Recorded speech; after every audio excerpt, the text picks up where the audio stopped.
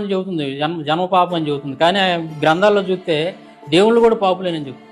Okay. చాలా భయంకరమైనటువంటి విషయాలు ఉన్నాయి. ఏది శూద్రుల్ని, దళితుల్ని భయంకరంగా చూసినటువంటి విషయాలు ఉన్నాయి. నేను ఒక చిన్న రిఫరెన్స్ చదివి వినిపిస్తాను మీకు ఈ సందర్భంలో.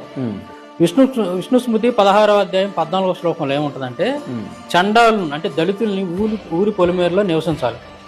పీనుగులు అంటే శవాల మీద ఉన్నటువంటి వస్త్రాలే వీరు ధరించాలి, మంచి వస్త్రాలు ధరించడానికి వీళ్ళే. ఇంత దుర్మార్గంగా, ఇంత భయంకరంగా మీరు పుస్తకాల్లో రాసి ఇవాళ ఏదో ఒక చిన్న దళిత వాళ్ళు మేము గుడి కడుతున్నాము, ఒక చిన్న గుడి కట్టి మీరు అటు పోకూడదు ఇటు పోకూడదు ఎక్కడికే రండి అంటే, మరి ఈ రాసిన వాటి సంగతి ఏంటి?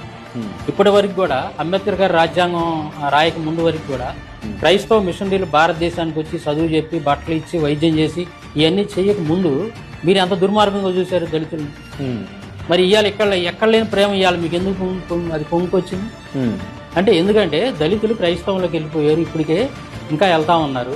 కాబట్టి వాళ్ళందరినీ కూడా మా వైపు తిప్పుకోవాలా, వాళ్ళు వెళ్లకుండా ఉండాలి క్రిస్టియానిటీలో అనేటువంటి ఉద్దేశంతో ఇప్పుడు గుళ్ళు కడుతున్నారు. మరి అప్పుడే ఎందుకు చేయలేదా పని? అప్పుడు ఎందుకు చేయలేదా పని? సో